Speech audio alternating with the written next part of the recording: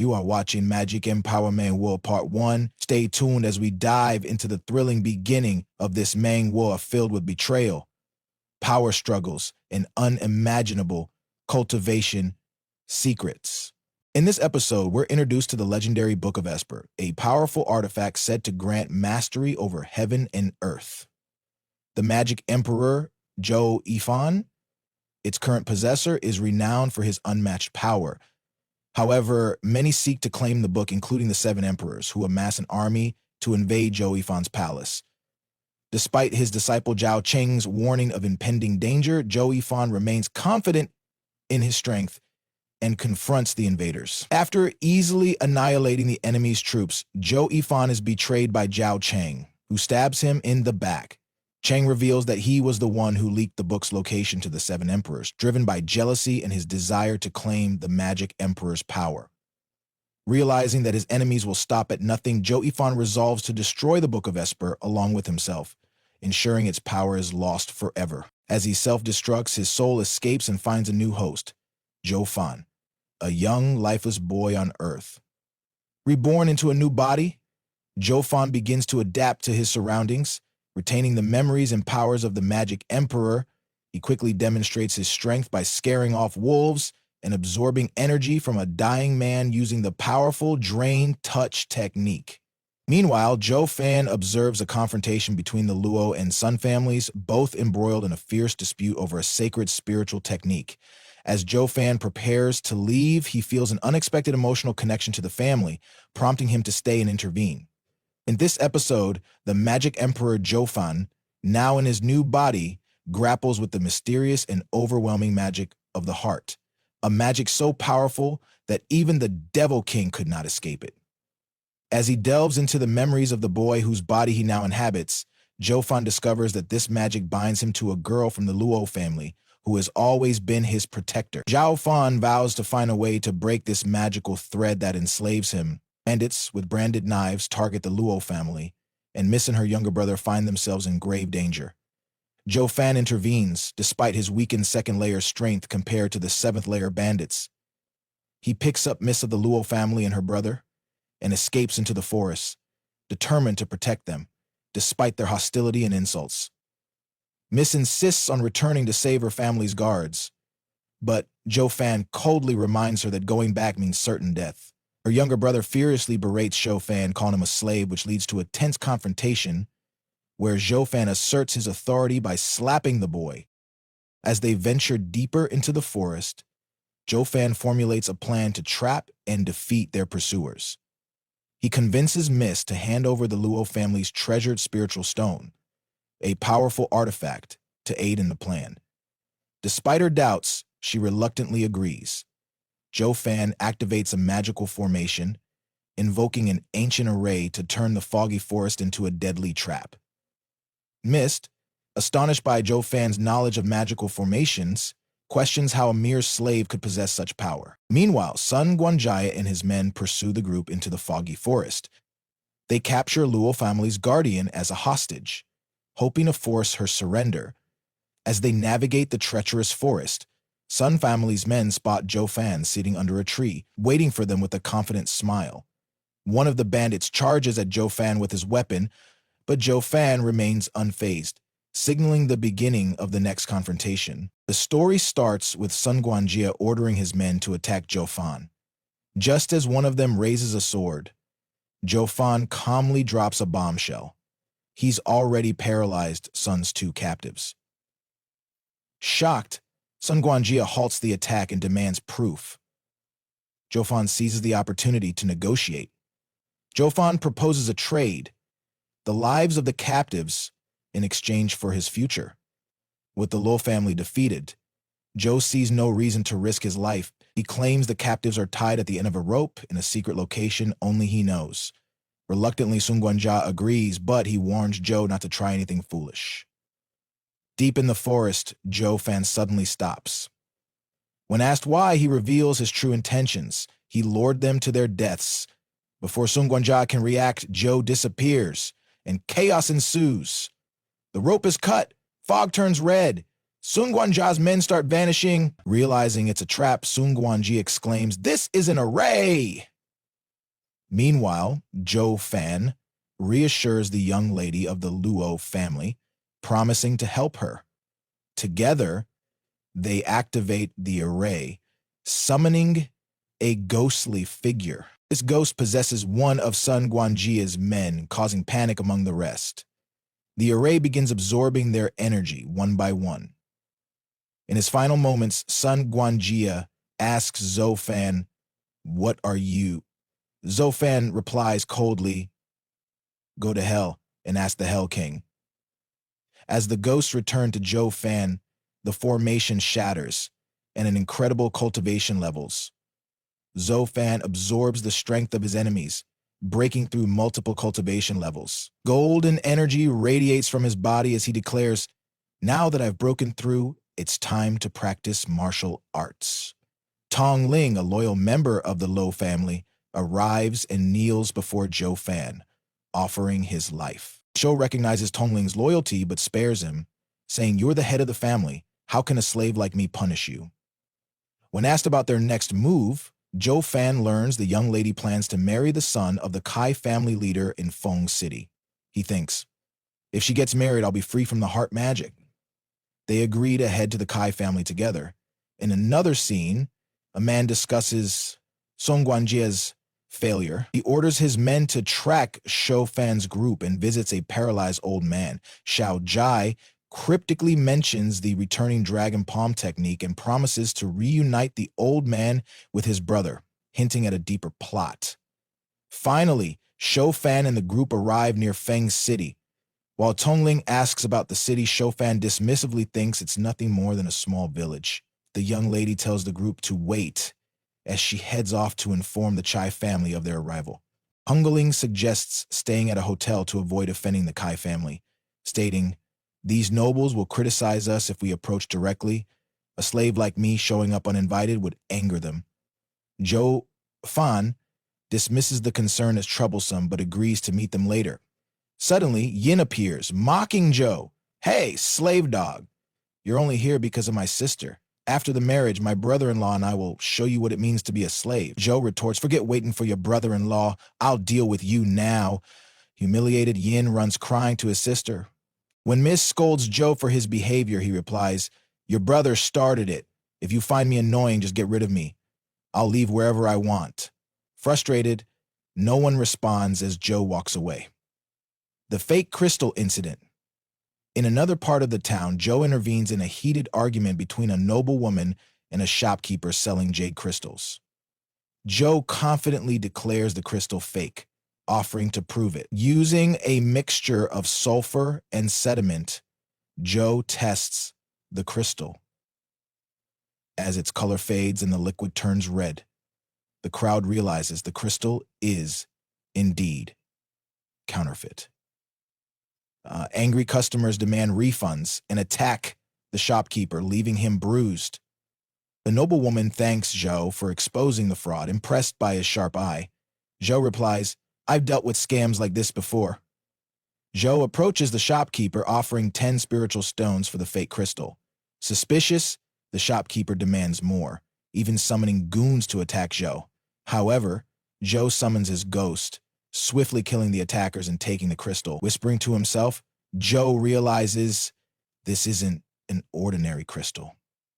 It's fairy blood, capable of immense power. According to ancient texts, the crystal can create a bloody baby, a creature powerful enough to destroy sacred lands. To activate the crystal, Zhou cuts his palm, letting his blood flow into it. As it begins to throb like a heartbeat, Zhou grows weaker, coughing blood.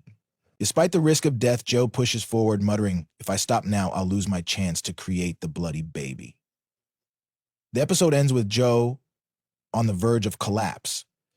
Stay tuned for part 4 to find out if Zhou's sacrifice will pay off. Don't forget to comment for part 2.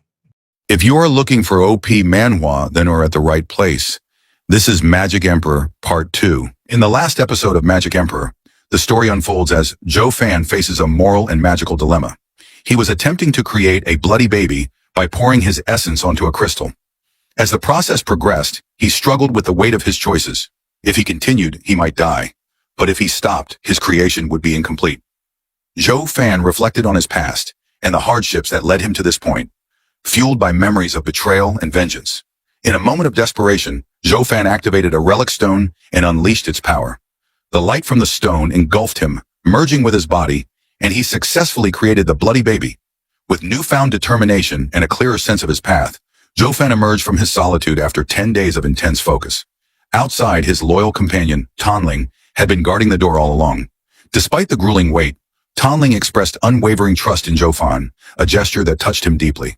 Together, they set off to the mansion of the prominent Feng City family to meet Miss and the master of the family. Upon arrival, the tension escalates as Zhou Fan confronts the family's arrogance and their mistreatment of the Liu family. Zhou Fan, once disrespected as a slave, now faces a mix of derision and reluctant acknowledgement. He witnesses the dire conditions in which the Liu family's young master is held and vows to fight for justice. As the group approaches the mansion's garden, they encounter Xiao Tingge and Miss of Luo family, who is pleading for his help to save her family. However, Xiao Master coldly rejects her, claiming he loves another woman. Despite her heartfelt appeals, he mocks her desperation and accuses her of leveraging their past relationship for selfish gain. The situation turns volatile when Zhou Fan intervenes, delivering a powerful slap to both Xiao Tingge and his lover. They demand submission, but Zhou Fan refuses, defending Miss Jia's honor and rejecting their arrogance. Fueled by anger, he unleashes his strength, forcing them to kneel. In next scene, the master of the Feng Kai family confront each other and ask who hurt his son. Zhou Fan, the young and mysterious butler of the Luo family, surprises everyone by revealing his sharp perception and recognizing a leader's cultivation level at a glance. His calm confidence makes others wary of his true strength. He uses the blood baby to threaten him and gets away. Meanwhile, the Miss explains the power of the 7 imperial families, elite clans that hold dominance over the empire, with unmatched strength, wealth, and armies. Offending even one of these families is seen as a death sentence. This revelation leaves the Luo family deeply concerned, especially as they realize they might have crossed paths with one of these imperial powers. In the main event, Zhou Fan and the Miss visit the Long family, one of the 7 imperial families, to sell a rare first-level formation. While initially offered a mere 10,000 spiritual stones, Zhou Fan holds firm, knowing its true value. Negotiations heat up until Master Long Xiao, the leader of the Luo family, intervenes. Recognizing the artifact's worth, he offers a staggering 1.8 million spiritual stones. However, Zhou Fan declines the offer, shocking everyone. His refusal hints at a larger strategy or the immense importance of the formation, leaving the Luo family frustrated and intrigued. Zhu offers 1.8 million, but Zhou Fan demands 10 million.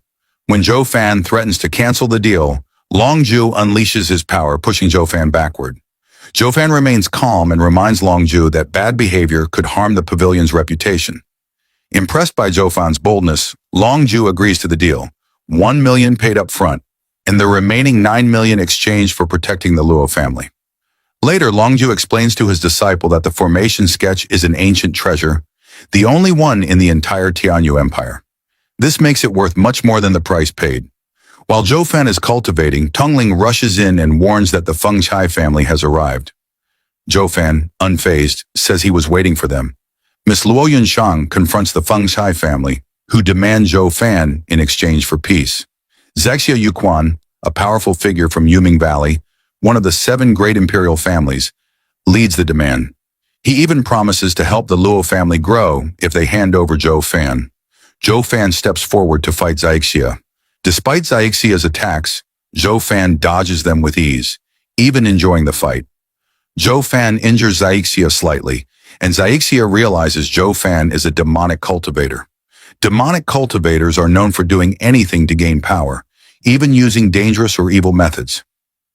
Realizing the danger, Zeixia tries to end the fight quickly by sealing Zhou Fan's ki, preventing him from using his skills.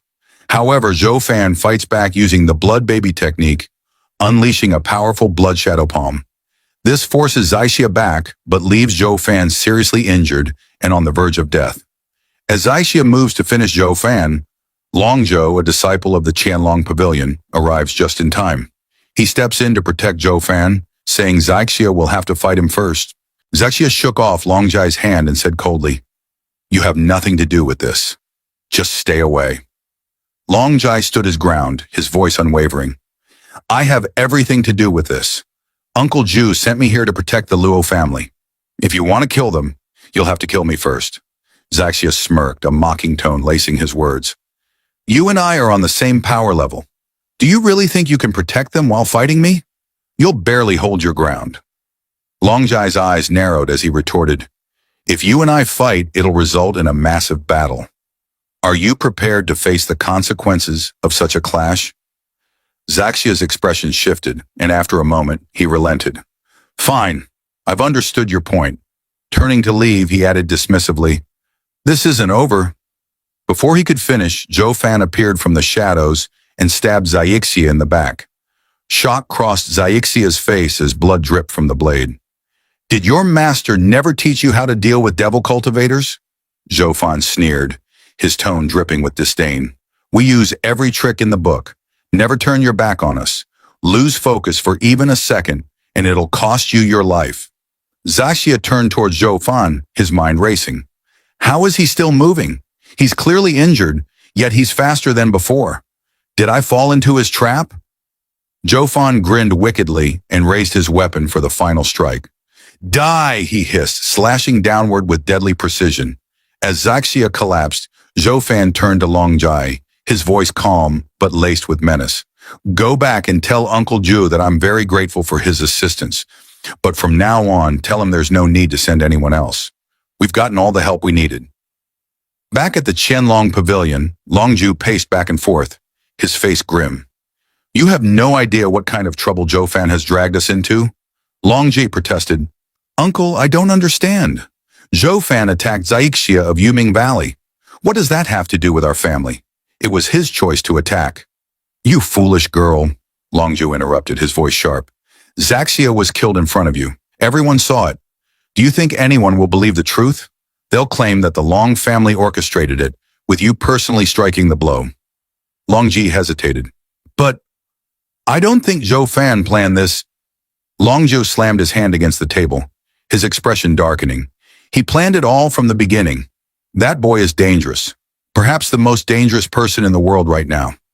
Meanwhile, Zhou Fan sat cross-legged in a dimly lit room, deep in cultivation. His two subordinates entered, only for him to bark at them. Get out! Let me cultivate! As they retreated, Zhou Fan's thoughts spiraled inward. Too weak, he scolded himself. That fight, I barely survived against that trash. I nearly died. How can I protect the Luo family if I can't even protect myself? This damned heart magic. I must grow stronger, and quickly. Whatever it takes, I'll do it. Elsewhere, the young master of the Kai family sat in deep cultivation. Zhou Fan slipped into his chamber, silently, extracting the bloody baby from the cultivator. The young master collapsed unconscious as Zhou Fan merged the entity with his own soul. Zhou Fan now viewed the world through the bloody baby's eyes, wandering unseen. A Kai family guard patrolling the grounds felt a presence and called out, Who's there? Show yourself. Hearing no response, the guard muttered, This is the Kai family mansion. No one would dare. His words were cut short as the bloody baby attacked, draining his life force. Zhou Fan chuckled darkly. 50 today. The blood of these fools will heal my injuries and strengthen me. As he wandered further, Zhou Fan sensed a powerful ki emanating from the distance. Intrigued, he approached stealthily, observing a gathering outside a grand mansion. An elder addressed the group. As you all know, my disciple was killed today by the Long family. A man interjected. Wasn't it the Luo family? The elder scoffed. Do you think the Luo family would dare? This reeks of conspiracy between Qianlong Pavilion and Yuming Valley. From the shadows, Zhou Fan smirked. They refused to see the truth and turn against one another instead. Perfect. Suddenly, Elder Jian noticed the bloody baby lingering nearby. With a swift movement, he attacked. Zhou Fan barely escaped with the creature, retreating to safety. The disciples stared at the fleeing entity in confusion. What was that? A devil cultivator's creation, Elder Jian said grimly. Later, Zhou Fan reflected, his face tense. That was close. If the bloody baby is destroyed, I'll die as well. It's part of my very soul. I must grow stronger.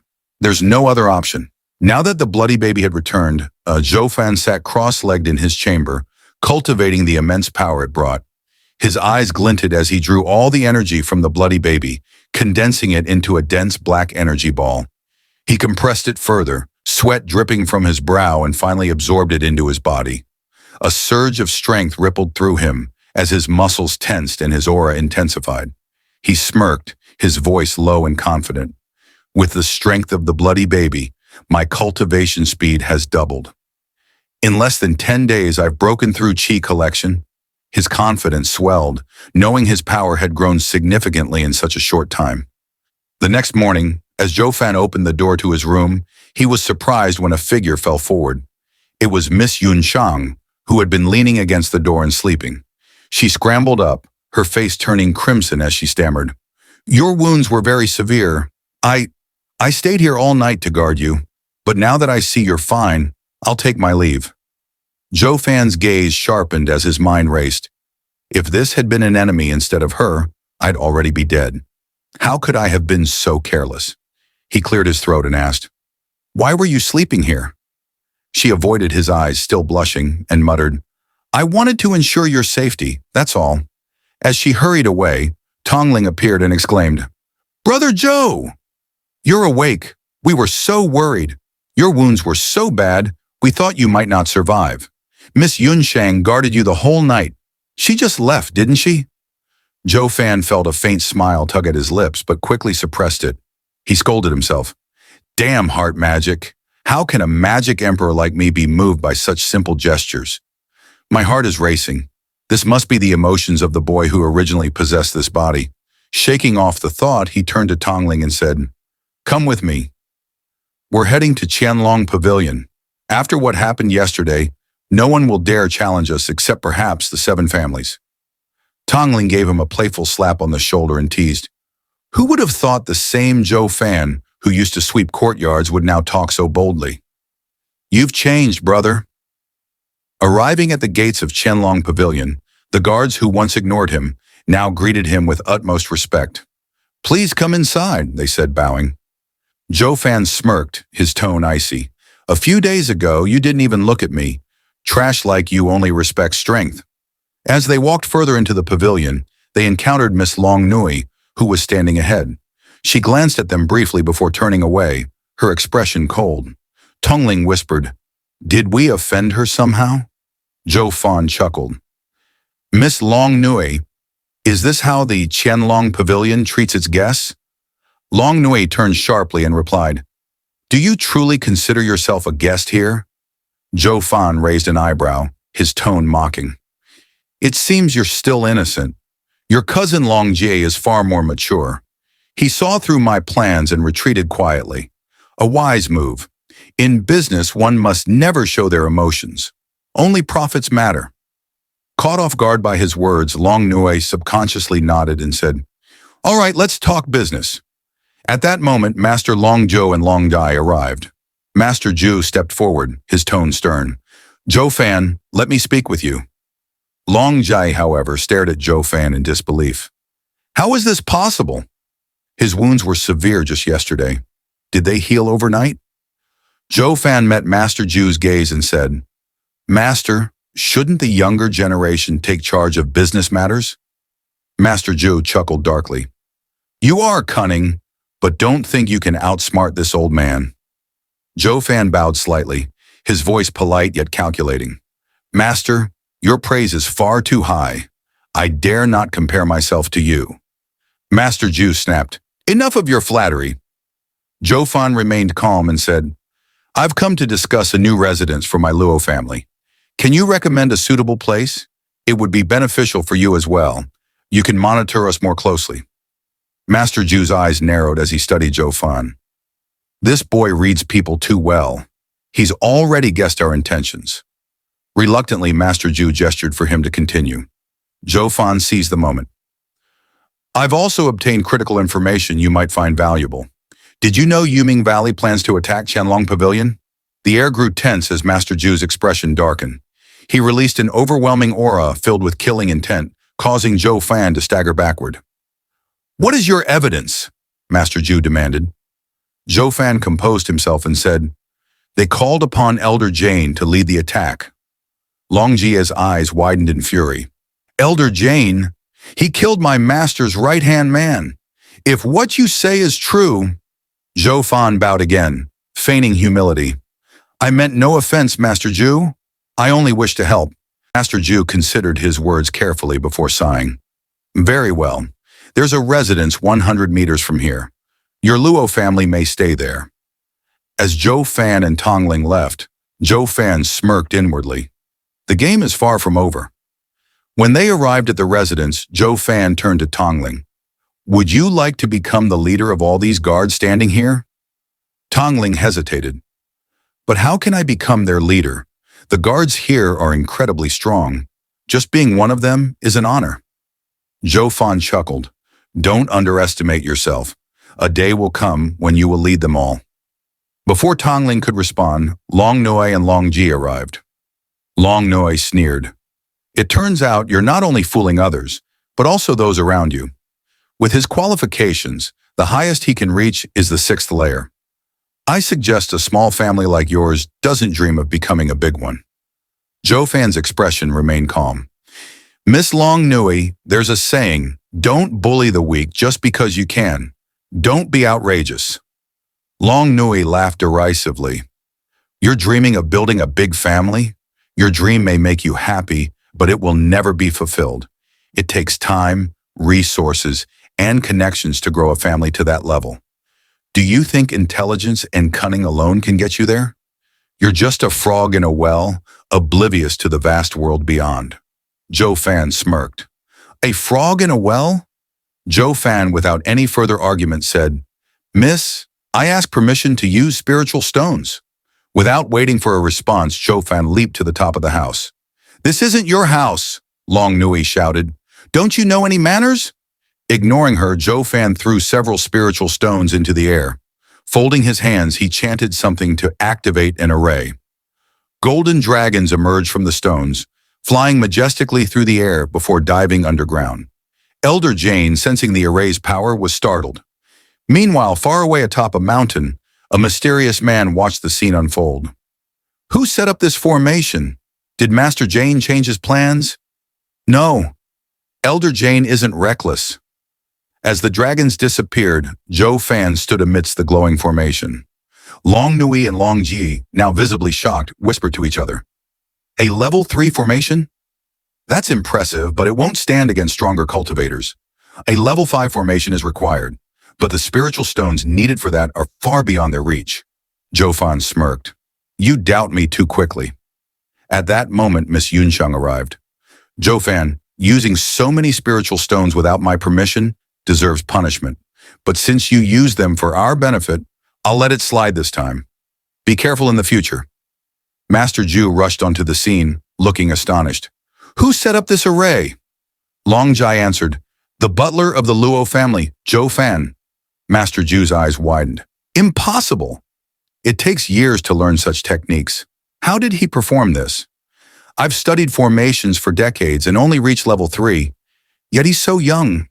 Turning to his attendants, Master Zhu ordered, bring Zhou Fan to me immediately. When Zhou Fan arrived, Master Zhu gestured for him to sit. Brother Zhou Fan, sit down. Tell me, why are you serving a small family like the Luo family? With your talent, you could join the Qianlong Pavilion. I can promise you better treatment. You could even become a great elder of the family. Zhou Fan smiled faintly. I predicted this when I started my fight with the Sun family in Yuming Valley. With my talent for formations, even the emperor would respect me. He replied, I have some conditions. Master Zhu nodded. Of course, name them. Zhou Fan smirked mischievously. I want Miss Long Nui to bring me tea, water, wash my feet, and warm my bed. Long Nui's face turned red with anger. In your dreams. Master Zhu quickly calmed her. Zhou Fan laughed lightly. Relax, I was only joking. I already have someone at home to take care of me. What I truly want is for my brothers and sisters in the Luo family to live in peace. With Zhou Fan sipping tea as Long Zhu, from the Qianlong Pavilion, promises him peace and protection for the Luo clan if he joins them as a venerable. Zhou Fan, however, unexpectedly declines, leaving Longju confused. Wait! Zhou Fan raises his hand. I didn't agree. Longju, shocked, exclaims, Brother Zhou, were you messing around? Zhou Fan's response is calm but sharp. If it were 15 minutes ago, I would have agreed without hesitation. But now, his tone grows cold and he turns to Longnui. Do you remember what you said earlier? Then Zhou Fan declares with unwavering determination, Within 10 years, I will make the Luo clan stand above the 7 houses. He smashes the teacup on the table and leaves, his confidence and ambition leaving Longnui stunned. Longju, now realizing the situation, asks what happened. Longji explains the earlier insult by Longnui, where she belittled the Luo clan and called their aspirations a pipe dream. Longju sighs. I've told you before not to insult others or cut at their shortcomings. Now look at what you've done. The Luo clan has a 5th grade array master. Even if they don't rise above the 7 houses, they're bound to become a force to be reckoned with. It would have been wise to ally with them. Meanwhile, Zhou Fan walks away, his mind racing. He reflects on Longnui's words and how they sparked his resolve. Pipe dream? If we can't even dream, our only choice is to leave it up to fate. As a demonic cultivator, Zhou Fan refuses to accept that fate controls him. His goals now extend beyond helping the Luo clan for personal reasons. He aims to prove that even a fallen clan can rise to the top, defying both the heavens and those who look down on them. Nothing in this world is impossible. If heaven stands in my way, I will kill it. My fate is my own and not heaven's. Returning to the Luo clan, Zhou Fan bursts into the room, startling Luo Yunchang, Luo Yunhai, and Captain Pang. Luo Yunchang hesitates but asks, Zhou Fan, what did Elder Zhu want? He invited me to join the Qianlong Pavilion. Their faces drop in disappointment. Hiding her sadness, Luo Yunchang forces a smile. Congratulations. The Qianlong Pavilion will offer you a far brighter future than the Luo clan ever could. Zhou Fan snorts in irritation. What are you sad about? I declined. What? The trio is shocked, with joy quickly replacing their surprise. Luo Yunchang stammers. Why? Zhou Fan dismisses their questions with a sharp tone. Just because. I'll be in my room. Before leaving, he coldly adds, Young miss, don't interfere in any future matters of the Luo clan, be it big or small. Zhou Fan boldly declares his intent to elevate the Luo clan above the 7 families within 10 years. His confidence leaves Luo Yunchang and the others shocked. After this declaration, Zhou Fan disappears from sight for over 10 days, focusing entirely on cultivation in isolation. Meanwhile, his blood infant roams at night, targeting the Kai clan, whose guards mysteriously vanish one by one. One night, the blood infant detects an unusual energy near the Luo clan's small courtyard. A person in black is seen scouting the area. Zhou Fan realizes that this intruder is part of the Blackwind Mountain Bandits, seemingly working in collaboration with Hell Valley to attack the Luo clan. The blood infant follows the intruder to a tavern, where Zhou Fan spies on a meeting of Blackwind Mountain members. To his surprise, the leader is a young woman of striking beauty. She reveals a detailed map of the Luo clan's courtyard, demonstrating her intelligence and preparation. The woman explains their plan. With Hell Valley's help, they will distract the guards and capture Luo Yunchang, while eliminating the rest of the Luo clan. Her determination silences any doubts from her subordinates. Zhou Fan learns that Blackwind Mountain is being manipulated by Hell Valley, much like the Kai clan. Despite their confidence, Zhou Fan remains unfazed, knowing that his 9 heavens coiling dragon array can handle their attack. After the bandits leave, Zhou Fan decides to confront the bandit leader. He appears in the tavern, startling the young woman and her servant, Xiao Kui. The woman attacks with a powerful spirit-ranked martial art, showcasing her strength as a 9th-layer qi condensation cultivator. However, Zhou Fan counters effortlessly using the blood infant, which controls her body by manipulating her blood. Her resistance is futile, and Zhou Fan cancels her attack. Seizing the moment, Zhou Fan embraces the woman and declares she will accompany him. Despite her fear and inability to resist, Zhou Fan's control over her is absolute. He also incapacitates Xiao Kui before carrying both women back to his home. As the first rays of dawn light the world, Zhou Fan returns triumphantly with the bandit leader and her servant in tow. Zhou Fan, freshly released after 10 days of confinement, shocks his guards by casually returning to his courtyard with two stunning women in his arms. The guards, stunned at first, exchange knowing smirks, one even teasing him about his exhausting night. Zhou Fan ignores the banter, maintaining his composure. However, Long Kui, passing by, gives him a scornful glance, muttering about how all men are the same before storming off in frustration. Zhou Fan dismisses these misunderstandings and coldly tosses the two women into his room. Xiao Kui, the maid, wakes up disoriented, her concern immediately shifting to the motionless young woman beside her, Lei Yuting. As Lei's figure lies exposed, Zhou Fan's sneer grows, but when he releases her from her restraints, she springs to life, attacking him with a concealed dagger. Zhou Fan stops her blade effortlessly, freezing her mid-strike. His cold, mocking tone reveals his dominance as he strips her of her weapon and hints at frisking her for more. Furious and humiliated, Lei Yuting defies him, but Zhou Fan, unflinching, begins tearing her defenses apart, emotionally and physically. He demands to know her identity and her purpose in Wingate City. When she refuses to answer, Zhou Fan shreds parts of her clothing, ignoring her fiery glare and screams of indignation. Xiao Kui intervenes, attacking Zhou Fan to protect her young miss, but he swiftly disarms her, leaving her equally vulnerable and trembling in shock. Through his relentless interrogation, Zhou Fan discovers Lei Yuting is the goddaughter of Blackwind Mountain's Mountain Lord. Her mission, to destroy the Luo clan in vengeance for an attack that left her fiancé, Yang Ming, paralyzed. Zhou Fan probes deeper, uncovering that Lei Yuting was manipulated by Yang Ming and Hell Valley, who promised aid to infiltrate the Luo clan. Xiao Kui, moved by her mistress's suffering, divulges everything.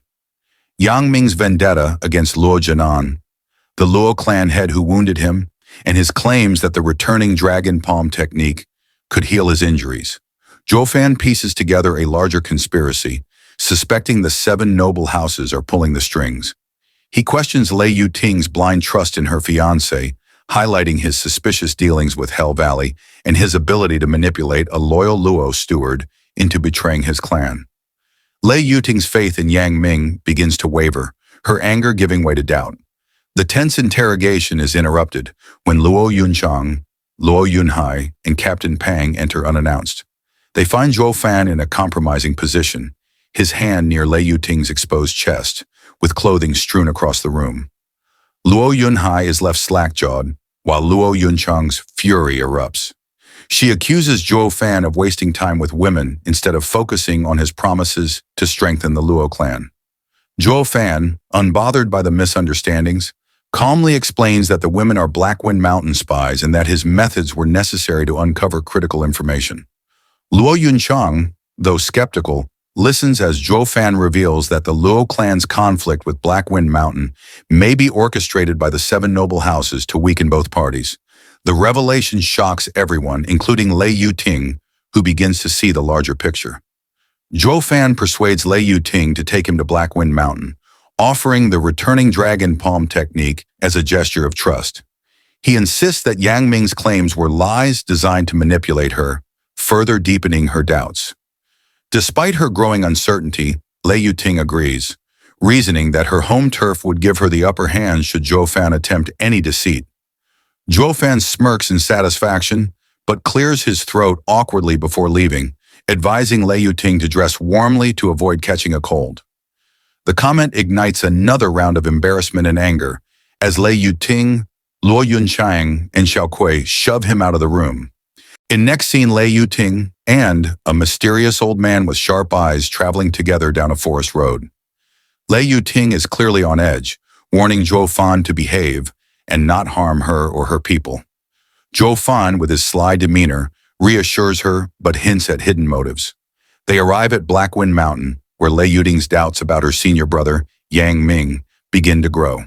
Along the way, Zhou Fan cleverly plants seeds of suspicion, pointing out inconsistencies in Yang Ming's actions and loyalty. Lei Yuting starts noticing things she previously overlooked, like the excessive monitoring of her movements by bandits loyal to Yang Ming. At the mountain summit, the duo meets Yang Ming, a tall, handsome man with a commanding presence. He greets Lei Yuting warmly, but Zhou Fan immediately sees through his facade. Zhou Fan warns Lei Yuting that Yang Ming might have ulterior motives, hinting that he could be a spy for Hell Valley, a dangerous faction. Yang Ming tries to dismiss Zhou Fan as a fraud, even striking him to test his strength. Zhou Fan takes the hit and feigns weakness, which convinces Yang Ming to allow him to see Lei Yuting's godfather, the Mountain Lord, who is gravely ill. In the Mountain Lord's room, Zhou Fan examines the patient. While Yang Ming pretends to be a concerned caretaker, Zhou Fan discovers something shocking. The Mountain Lord has no external or internal injuries. His condition is unnatural, suggesting he has been poisoned or manipulated. Yang Ming's reaction is telling. His killing intent spikes as Zhou Fan's sharp diagnosis threatens to expose the truth. Meanwhile, the Mountain Lord, though paralyzed and unable to speak, glares at Zhou Fan with desperate eyes, as if silently begging him to uncover the mystery. The tension escalates as Zhou Fan hints that something foreign, likely a poison or a hidden attack, has immobilized the Mountain Lord. Yang Ming storms in, pulling Zhou Fan back. Lei Yuting, shocked, asks what's wrong. Yang Ming accuses her of hiding something. Although hesitant, Lei Yuting denies it, but Yang Ming's sinister demeanor unsettles her. After a brief interrogation, Yang Ming demands to know Xiaokui's whereabouts. Lei Yuting stammers out a weak excuse, but Yang Ming smiles wickedly. Without warning, he strikes her chest, sending her flying, and blood sprays into the air. He then activates a trapdoor, dropping both Lei Yuting and Zhou Fan into a hidden cave. Lei Yuting crashes to the ground, already injured, only for Zhou Fan to land on her. In a comical yet awkward moment, Zhou Fan realizes his hands are inappropriately placed on her chest. Embarrassed, he quickly apologizes while Lei Yuting, though flustered, doesn't argue. Yang Ming's laughter echoes from above. He accuses Lei Yuting of conspiring against him by bringing Zhou Fan, a supposed second-grade alchemist. Lei Yuting pleads, reminding him of the kindness of her godfather, the Mountain Lord. But Yang Ming coldly reveals his betrayal. He has his own ambitions and cares nothing for the Mountain Lord or her. Heartbroken, Lei Yuting cries as Yang Ming mocks her pain. He leaves the two trapped, ordering guards to ensure no one enters the room above. Zhou Fan fakes despair, complaining loudly to maintain his useless alchemist act. In the cave, Zhou Fan casually tells Lei Yuting that everything is going according to his plan. Although still grieving, she lashes out, questioning his confidence. Zhou Fan assures her they'll escape by nightfall. Lei Yuting begins to find their bickering oddly comforting, easing her emotional pain. As night falls, Zhou Fan summons the Blood Infant, a terrifying creature he secretly controls. It emerges from Lei Yuting's body, where he had hidden it as insurance against her betrayal. The Blood Infant flies out of the cave and begins its silent massacre. Moving at terrifying speed, it drains the life force from bandits, leaving rooms full of lifeless bodies in seconds. No walls or defenses can stop it. It finishes by targeting the two guards at the Mountain Lord's door. The Blood Infant enters one guard's body, allowing Zhou Fan to speak through it, terrifying the remaining guard. As the first guard crumbles to dust, the second, trembling and panicked, begs for mercy and quickly opens the trapdoor. Light floods the cave. Zhou Fan smirks and calmly says to Lei Yuting, "If you want to live, come with me," before leaping out of the trapdoor. Despite her anger, Lei Yuting follows, determined to survive. The guard, trembling, pleads, "Lord, young miss, spare me." No, Yang Ming, that bastard forced me." Zhou Fan, with an air of cold indifference, waves him off with, "Stand aside," as the guard curls up in fear. This sets the stage for Zhou Fan's commanding presence and merciless nature. Zhou Fan approaches the old paralyzed Mountain Lord, meeting the killing intent in his eyes with a calm smile. "I can heal you, but you have to listen to me afterwards." Lei Yuting, moved, asks, "You can heal, Godfather?" Zhou Fan doesn't answer her, instead locking eyes with the old man, who hesitates. With a reassuring smile, Zhou Fan adds, Relax, I won't do anything that might jeopardize your clan. I am Zhou Fan, Luo Clan Steward. We have a common enemy, and I am missing a bone-tempering expert that I hope you can fill in for. The old man silently agrees, leading to Zhou Fan's devilish grin. With a flick of his finger, the blood infant, a crimson demonic light, leaves the guard's body and floats in front of him. The sight terrifies the guard, who recalls its deadly power. Lei Yuting, having experienced its might firsthand, is equally shocked. She demands, "Zhou Fan, what are you trying to do?" "Heal him," Zhou Fan states flatly. "Can this thing heal?" Lei Yuting asks, her voice filled with doubt and fear. Zhou Fan sneers, "Young miss, your godfather agreed already. I have no reason to hurt him." What follows is a chilling explanation of demonic creatures. Zhou Fan casually reveals that Yang Ming's manipulations relied on a parasitic worm, a demonic creature, inside the Mountain Lord. This revelation not only underscores Zhou Fan's cunning, but also highlights Lei Yuting's naivete. Zhou Fan unleashes the blood infant, which enters the old man's body. The room is filled with tension as his skin writhes and light flashes across his body. Slowly, the blood infant emerges, having expelled the parasite. The old man, still frail, whispers, "Tinger." The emotional reunion between Lei Yuting and her godfather is interrupted by Zhou Fan's blunt assessment. "Damn it. This old man won't move anytime soon. His blood vessels atrophied, and he needs at least half a year to recover.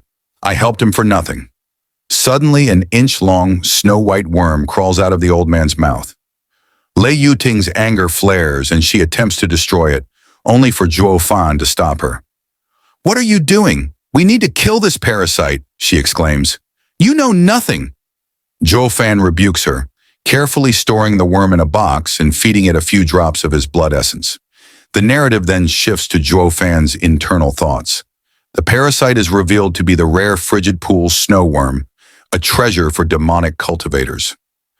Zhou Fan's wicked grin returns as he realizes the worm's potential for refining into an unprecedented demonic creature. With the old man stabilized, Zhou Fan turns to the guard, thanking him for his cooperation with a kind smile, only to ruthlessly strangle him moments later. "But now, you're expendable," Zhou Fan declares as black energy consumes the guard, leaving no trace behind. Lei Yuting and the Mountain Lord are horrified. Lei Yuting realizes for the first time just how merciless Zhou Fan is, and fear grips her as she questions the wisdom of aligning with him. As the group exits, they are met with a chilling sight: 400 lifeless bodies scattered throughout the camp. Zhou Fan's handiwork is evident, as every man, corrupt or innocent, was killed swiftly and silently. The calm expressions on the corpses only deepen the eerie atmosphere. The Mountain Lord, though grieving for his fallen men, understands Zhou Fan's decision. "Steward, Zhou, thank you," he mutters, shocking Lei Yuting. The old man acknowledges that Zhou Fan spared him the burden of ordering such a grim but necessary act to protect his clan's survival. With her godfather on her back, Lei Yuting follows Zhou Fan in silence, her mind racing with fear and uncertainty. The story begins with Zhou Fan returning to the small courtyard in Veiled Dragon Pavilion after half a month. Before returning, Zhou Fan had instructed Lei Yuting to keep the Black Wind Mountain bandits on standby within the city. Interestingly, while Hell Valley and the bandits seemed to be in a stalemate, Zhou Fan discovered upon arrival that Long Jai and Long Kui were absent. He left orders to settle the old man from Black Wind Mountain into a room before heading out to find Luo Yunchang. 15 minutes later, Xiao Chui, a servant of the Luo clan, became emotional when she saw the door open. She ran crying to Lei Yuting, calling out, "Young miss!" Lei Yuting consoled her, teasingly asking if anyone had treated her harshly. Xiao Chui reassured her that the Luo clan had been kind, everyone except for the infamous evil steward, Zhou Fan. At this point, Zhou Fan made his appearance, humorously scolding Xiao Cui for speaking ill of him in his presence. Luo Yunhai, the young master of the Luo clan, chimed in, joking that Zhou Fan's favorite pastime was spanking people who annoyed him, making Xiao Cui hide in embarrassment. This light-hearted moment underscored the complicated dynamic between Zhou Fan and the Luo clan. While his first impressions were often terrible, those who truly knew him recognized his loyalty and trustworthiness. Attention shifted to the old man Zhou Fan had brought back. Upon seeing Luo Yunchang and Luo Yunhai, the old man was overcome with emotion, kneeling before them and revealing that he was sworn brothers with their late father, Luo Jinan. The old man blamed himself for the Luo clan's downfall and offered his life as penance. However, Zhou Fan intervened, explaining that Yang Ming, a manipulative figure, had fooled and immobilized the old man for years. Luo Yunchang was initially furious but refrained from attacking upon hearing the truth. Her compassion won out as she recognized the old man's pain and guilt. A significant revelation followed. The old man was part of the Lei clan, which had an ancient rule to never harm the Luo or Kai clans. Luo Yunhai recalled his father's advice to always align with these clans, hinting at deep-rooted alliances. Despite the old man's regrets over the Luo clan's downfall, Zhou Fan's sharp mind deduced that the spirit-ranked martial art, Lightning Finger, passed down in the Lei clan, was the real reason Hell Valley had targeted them. Determined to protect the Luo clan, Zhou Fan hurried to Veiled Dragon Pavilion. Despite resistance from Long Kui and Long Jai, who guarded Long Zhu's quarters, Zhou Fan insisted on meeting him. Long Kui dismissed Zhou Fan with biting sarcasm, accusing him of wasting time on romantic escapades. Zhou Fan brushed off the insult, delivering a chilling warning. Hell Valley's experts were coming, and Veiled Dragon Pavilion was in grave danger. In the next scene, we see two old men turning their chairs slowly to face Zhou Fan. One of them has sandy hair, big eyes, and thin fingers. Each time he taps on the armrest, the sound echoes through the room. His eyes flash gold, sharp enough to feel like they could pierce through someone's soul. The other elder has red hair and takes long, deep breaths. His exhale distorts the air as if he is breathing fire. Zhou Fan immediately realizes their strength is far superior to Long Zhu's. One of them has perfected the golden body technique, while the other has mastered a powerful fire cultivation method. From the energy they exude, Zhou Fan assesses that they're close to the radiant stage, a level of power that places them among the strongest in the mortal domain. So this is the power of the Veiled Dragon Pavilion, Zhou Fan thinks to himself. The blonde elder speaks first, addressing Zhou Fan. Are you the Zhou Fan old Jew couldn't stop praising? Yes, Zhou Fan responds. I heard you're a 5th grade array master. Zhou Fan acknowledges this with a humble nod. He chooses to remain respectful, saying, Junior has a minor understanding of 5th grade arrays. It's nothing worthy of the senior's attention. The blonde elder lets out a hearty laugh. A 5th grade array master is a venerable in the Veiled Dragon Pavilion. We're only elders, so we must show you respect. The red-haired elder then interjects in a loud voice. Hey kid, old Jew said you're arrogant enough to claim you can raise a no-name clan to surpass the 7 noble houses in 10 years. I even heard you calling him Bro Jew. How come you're acting so timid now? Zhou Fan smiles, explaining calmly. I've met Bro Jew many times and know his character. But this is my first time meeting you two. The elders exchange surprised glances, while Long Zhu's face twitches with irritation. Kid, are you saying you figured me out? You act bossy with me, but timid with them. Do you think I'm easy to deal with? Zhou Fan laughs. Of course not, Bro Jew. I see you as a friend. With your broad-minded nature, you wouldn't lower yourself to a junior's level. If I acted the same way with someone narrow-minded, I'd only be courting death. That would be foolish arrogance. The 3 elders smile, appreciating his cleverness. The blonde elder remarks, he's as sharp as old Jew described. He knows how to read people and use his words to his advantage. I like this kid. The red-haired elder agrees, laughing heartily. The blonde elder adds, if I didn't already know you wouldn't join us, I'd insist on having you join the Veiled Dragon Pavilion. Though Zhou Fan outwardly smiles, he scoffs internally. Even if I couldn't reclaim my former glory as the demonic emperor, I wouldn't join a group that doesn't even have a radiant stage cultivator. Quite the opposite. I might even have to guide you old fogies myself. The mood shifts as the blonde elder becomes serious. Let's get to the main issue, he says, with Long Zhou looking eager to hear what Zhou Fan has to say. Zhou Fan begins, half a month ago, I sensed 2 strong auras from the Sun clan besides Elder Jean's. However, as I've been away recently, I'm unsure if more experts have arrived. Humph, Longju growls, slamming the table. The more, the better. I'll kill them all. The blonde elder scolds him. Old Jew, don't act recklessly. Then turning to Zhou Fan, he asks, how did you sense them? Zhou Fan replies cryptically, a cat has its ways and so does a mouse. It's better if you don't know. While the blonde elder is skeptical, Longju is convinced. Third brother, Zhou Fan's intel is reliable. When Zhou Fan arrived in Wingei's city, our spies didn't notice him. We only knew because of Zhou Fan's warning, and I confirmed it personally. The blonde elder, now impressed, praises Zhou Fan. You're incredible, little brother. May I ask who your master is? Zhou Fan confidently replies, Overlord 9 Serenities. The elders are stunned. The name is awe-inspiring, but none of them have heard of such a figure.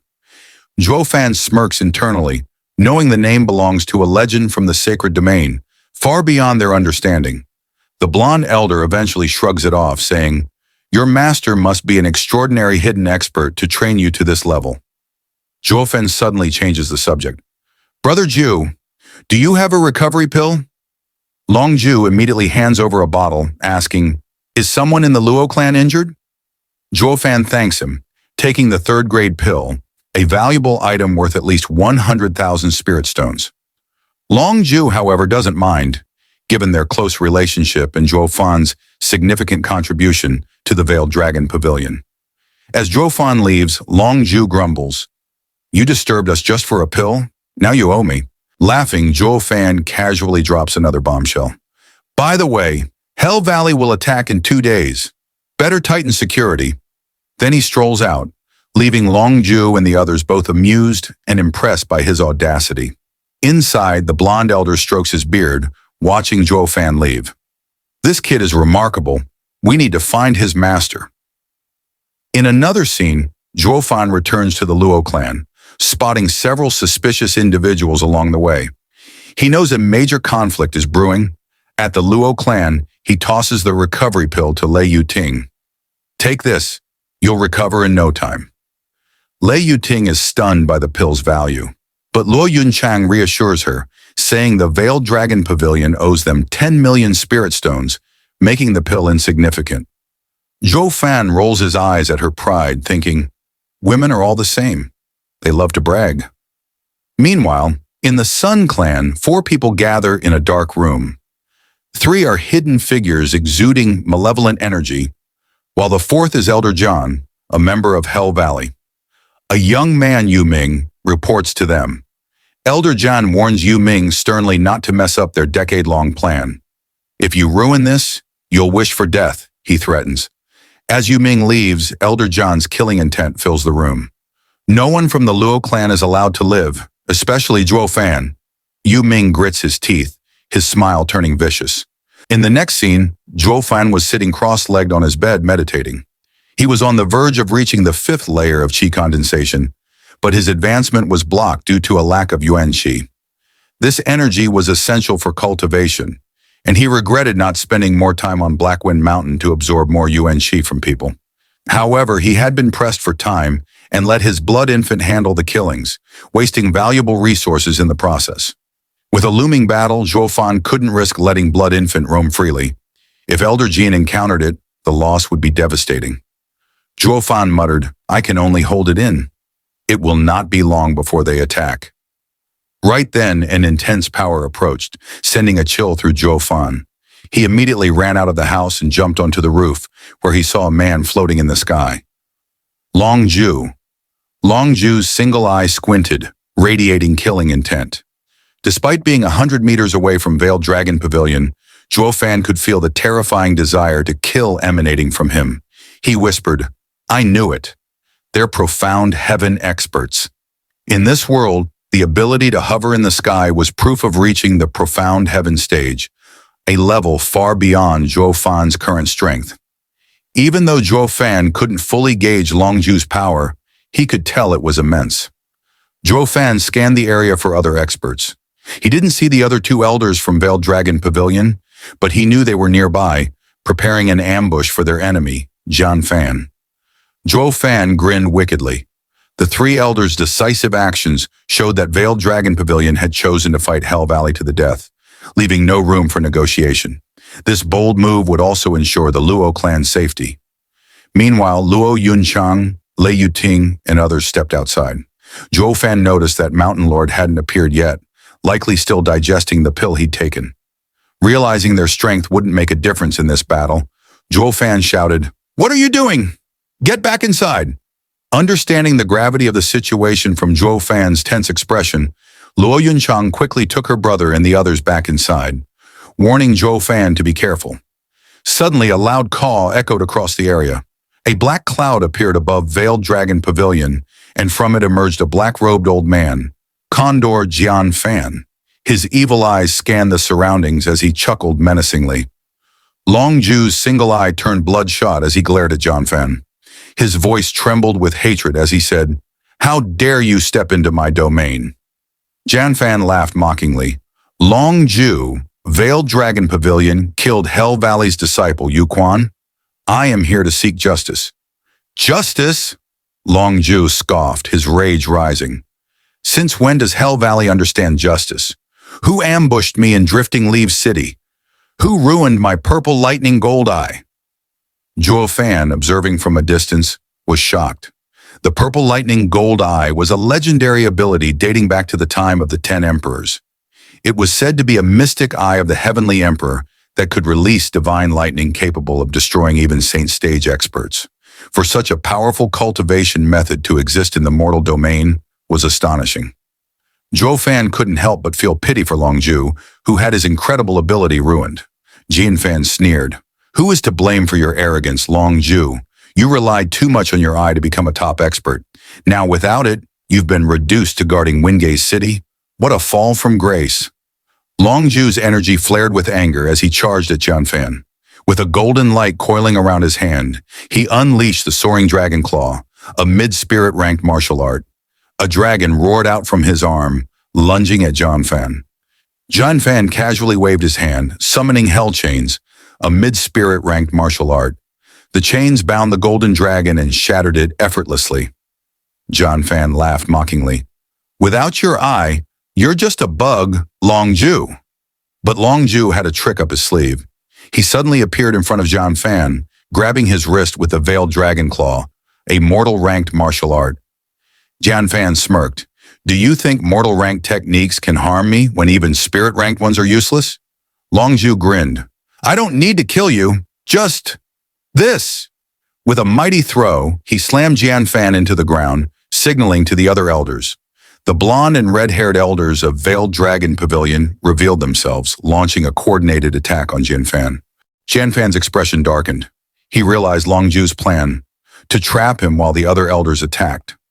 Just as the elders closed in, two men in black appeared from the black cloud.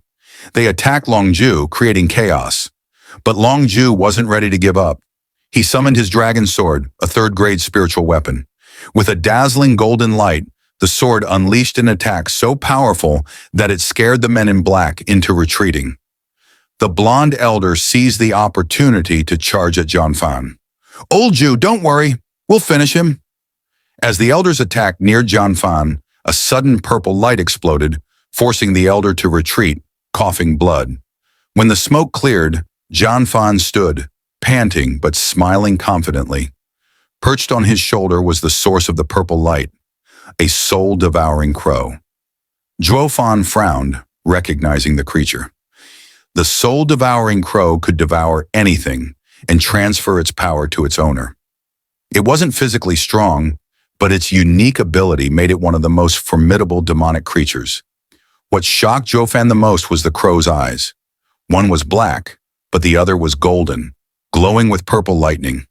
The third heaven purple lightning gold eye.